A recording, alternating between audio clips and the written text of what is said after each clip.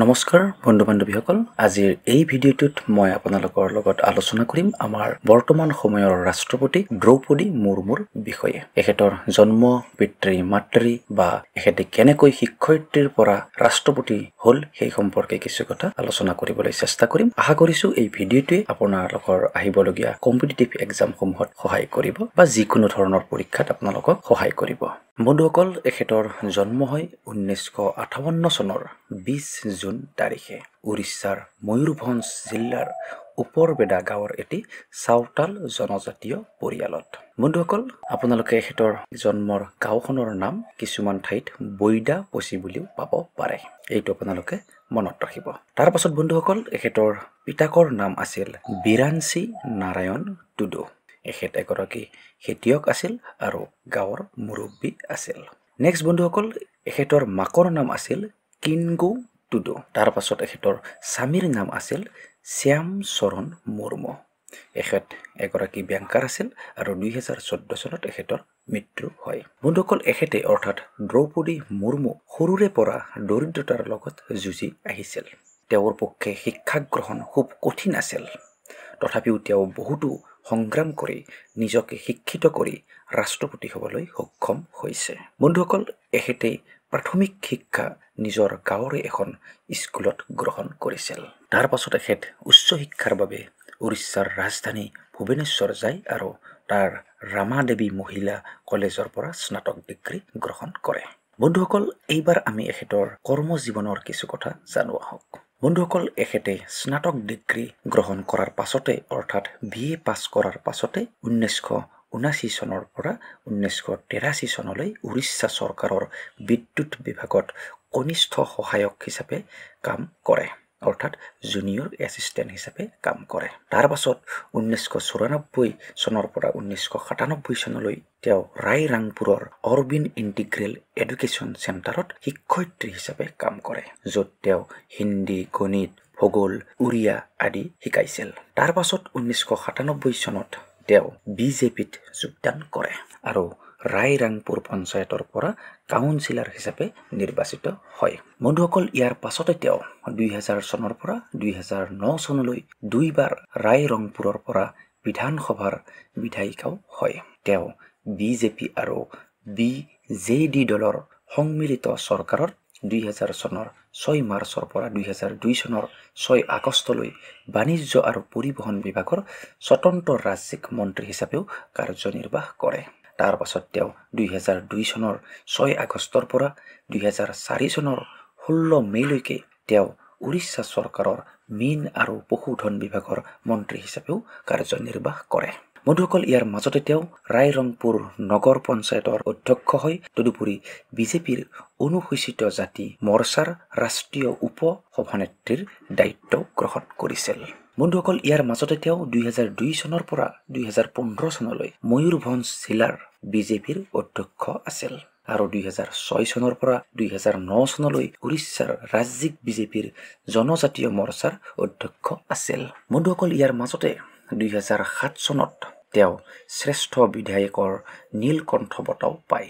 বন্ধুসকল, এইটো আপোনালোকে মনত ৰাখিব, আপোনালোকৰ বিভিন্ন ধৰণৰ পৰীক্ষাত আহি যাব পাৰে যে আমাৰ ৰাষ্ট্ৰপতি দ্ৰৌপদী মুৰ্মুৱে নীলকণ্ঠ বঁটা কিমান চনত পাইছিল বুলি।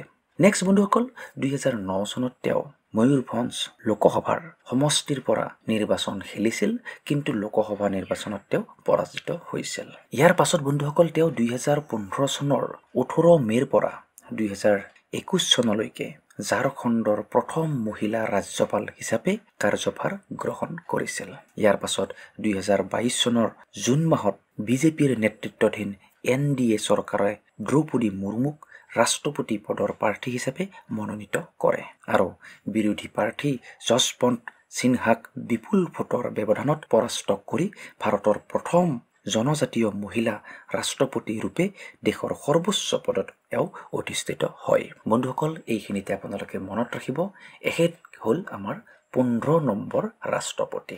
বন্ধুসকল, এখেতে 2022 চনৰ 25 জুলাইত দেশৰ ৰাষ্ট্ৰপতি হিচাপে শপত গ্ৰহণ কৰি কাৰ্যভাৰ মূৰ পাতি লয়। বন্ধুসকল, এইখিনিতে আপোনালোকে জানি থব 1980 চনত এখেতৰ শ্যাম চৰণ মুৰ্মুৰ লগত বিবাহ হয়। এওঁলোকৰ দুজন ল'ৰা আৰু এজনী ছোৱালী হয়। কিন্তু দুৰ্ভাগ্যবশতঃ 2009 চনত এজন পুত্ৰৰ মৃত্যু হয় আৰু পাছত 2013 চনত পুনৰাই আনজন পুত্ৰৰ মৃত্যু হয়। তাৰ পাছত মাক, ভাতৃ আৰু স্বামীৰ মৃত্যু হয়। এখেতৰ পুত্ৰ দুজনৰ নাম আছিল চিপুন আৰু লক্ষ্মণ আৰু কন্যাগৰাকীৰ নাম হ'ল ইতিশ্ৰী মুৰ্মু। ইতিশ্ৰী মুৰ্মু বিবাহিতা আৰু এখেত বৰ্তমান ভুৱনেশ্বৰত থাকে আৰু বেংকত কাম কৰে।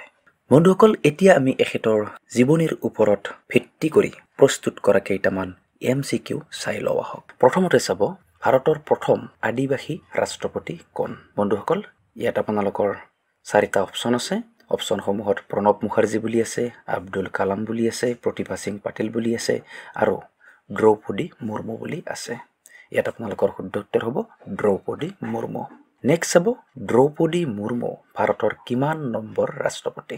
বন্ধুসকল, ইয়াত স্বাধীন ভাৰতৰ কথা কোৱা হৈছে যে স্বাধীন ভাৰতৰ দ্ৰৌপদী মুৰ্মু কিমান নম্বৰ ৰাষ্ট্ৰপতি?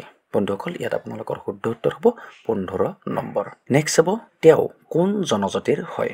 বন্ধুসকল, ইয়াত আপোনালোকৰ শুদ্ধ উত্তৰ হ'ব চাওতাল। বন্ধুসকল, যদিহে আপোনালোকৰ অপশ্যনসমূহত চাওতাল বুলি নাথাকি চান্থালী বা চন্তলী বুলি থাকে সেয়াও শুদ্ধ উত্তৰ হ'ব। নেক্সট চাব, ঝাৰখণ্ডৰ প্ৰথম মহিলা ৰাজ্যপাল গৰাকীৰ নাম কি?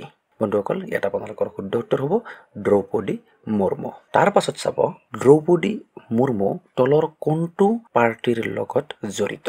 বন্ধুসকল, ইয়াত আপোনালোকৰ শুদ্ধ উত্তৰ হ'ব BJP। নেক্সট চাব, ভাৰতৰ দ্বিতীয় গৰাকী মহিলা ৰাষ্ট্ৰপতিৰ নাম কি? বন্ধুসকল, ইয়াতো আপোনালোকৰ শুদ্ধ উত্তৰ হ'ব দ্ৰৌপদী মুৰ্মু। এখেত হ'ল ভাৰতৰ দ্বিতীয় গৰাকী মহিলা ৰাষ্ট্ৰপতি আৰু প্ৰথম গৰাকীৰ নাম আপোনালোকে নিশ্চয় জানে, তেওঁৰ নাম হ'ল প্ৰতিভা দেৱী সিং পাটিল। নেক্সট চাব, দ্ৰৌপদী মুৰ্মুৱে কিমান চনত নীলকণ্ঠ বঁটা পাইছিল? ইয়াৰ উত্তৰ হ'ব 2007 চনত। নেক্সট বন্ধুসকল চাব, এখেতে অৰ্থাৎ দ্ৰৌপদী মুৰ্মুৱে ৰাষ্ট্ৰপতি নিৰ্বাচনৰ সময়ত কিমান ভোট পাইছিল? বন্ধুসকল, এই প্ৰশ্নটোৰ উত্তৰ মই আপোনালোকক নকওঁ, আপোনালোকে ইণ্টাৰনেটত চাৰ্চ কৰি হওক বা বিভিন্ন ধৰণৰ কিতাপ পত্ৰত চাই আপোনালোকে মোক কমেণ্ট কৰি জনাব।